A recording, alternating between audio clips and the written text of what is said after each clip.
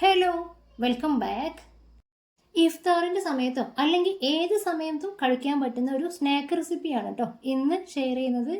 ഗസ്റ്റുകളൊക്കെ വരുന്ന സമയത്ത് വളരെ എളുപ്പത്തിൽ തയ്യാറാക്കാൻ പറ്റുന്ന ബീഫ് ഫില്ലിംഗ് ആയിട്ടുള്ള ഈ ഒരു ഇറച്ചി കേക്ക് എന്തായാലും ഒരു തവണയെങ്കിലും ഒന്ന് ട്രൈ ചെയ്ത് നോക്കണം. അപ്പോൾ ഈ ഒരു ഇറച്ചി കേക്ക് എങ്ങനെയാണ് ഉണ്ടാക്കുന്നത് നോക്കാം.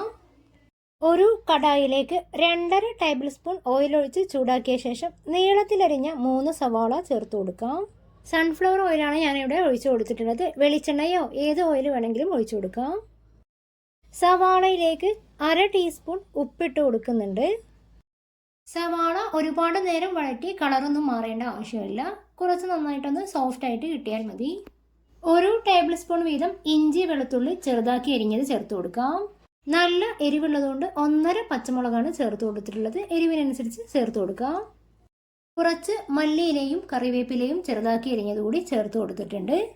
ഇനി ഇതിലേക്ക് 1/4 ടീസ്പൂൺ മഞ്ഞൾപ്പൊടി, 1/4 ടീസ്പൂൺ മുളക് പൊടിയും ചേർത്ത് കൊടുക്കുന്നുണ്ട്.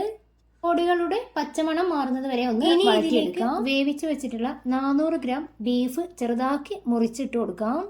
ഉപ്പും മുളക് പൊടിയും മഞ്ഞൾപ്പൊടിയും മല്ലിപ്പൊടിയും ചേർത്താണ് ബീഫ് വേവിച്ചിട്ടുള്ളത്. ബീഫ് കൈകൊണ്ട് മുറിച്ചെടുക്കുന്നതിന് പകരം മിക്സിയിലൊന്ന് മെല്ലെ ക്രഷ് ചെയ്തെടുത്താലും മതി. ഇനി ബീഫും മസാലയും കൂടെ നന്നായിട്ടൊന്ന് മിക്സ് ചെയ്തെടുക്കണം. കുറച്ച് മല്ലിയില അരിഞ്ഞതുകൂടി ചേർത്ത് ഫ്ലെയിം ഒന്ന് ഓഫ് ചെയ്യാം. ഈ ഒരു ഫില്ലിംഗ് കൊണ്ട് ചെറിയ കുക്കറിൽ 2 എണ്ണമാണ് തയ്യാറാക്കിയെടുക്കുന്നത്. നിങ്ങൾക്കൊരു വലിയ പാത്രം വെച്ച് ഒരെണ്ണം തയ്യാറാക്കിയെടുത്താലും മതി. അതിനു വേണ്ടിയിട്ട് ആദ്യം ഫില്ലിംഗ് 2ആയിട്ടൊന്ന് ഡിവൈഡ് ചെയ്തെടുക്കാം. ഇതിലെ പകുതി വേറൊരു പാത്രത്തിലേക്ക് മാറ്റിയിട്ടുണ്ട്.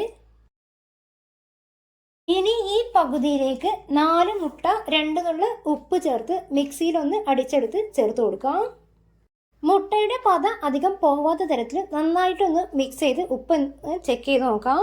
ഇനി ഒരു കുക്കർ അടുപ്പത്ത് വെച്ച് 5 മിനിറ്റ് ഒന്ന് ആദ്യം ചൂടാക്കി എടുക്കണം.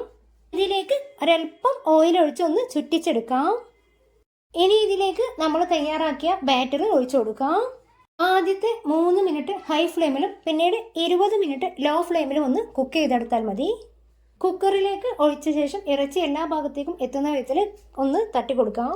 കാണാനുള്ളൊരു ഭംഗിക്ക് വേണ്ടിയിട്ട് മുകളിൽ കുറച്ച് മല്ലിയില അരിഞ്ഞത് കൂടി ചേർത്ത് കൊടുക്കുന്നുണ്ട്. കുക്കറിൽ കുക്ക് ചെയ്തെടുത്ത ശേഷം ചൂടായ ഒരു ഫ്രൈങ് പാനിലേക്ക് 1/2 ടീസ്പൂൺ ഓയിൽ ഒഴിച്ച് അതിലേക്കൊന്ന് മറിച്ചിട്ട് കൊടുക്കാം. 1 മിനിറ്റ് ഒന്ന് ചൂടാക്കി എടുത്താൽ മതി. മുകൾ ഭാഗം നല്ലൊരു ടെക്സ്ചറിൽ കിട്ടാൻ വേണ്ടിയിട്ടാണ് ഇങ്ങനെ ചെയ്യുന്നത്. അപ്പോൾ ഈ ഒരു ഐറ്റം ഇതുവരെ ട്രൈ ചെയ്യാത്തവരുണ്ടെങ്കിൽ തീർച്ചയായും ഒന്ന് ട്രൈ ചെയ്ത് നോക്കണം. നിങ്ങളുടെ ഫീഡ്ബാക്ക് അറിയിക്കാൻ മറക്കരുത്. പുതിയൊരു വീഡിയോയുമായി വീണ്ടും വരുന്നവരേക്കും ബൈ.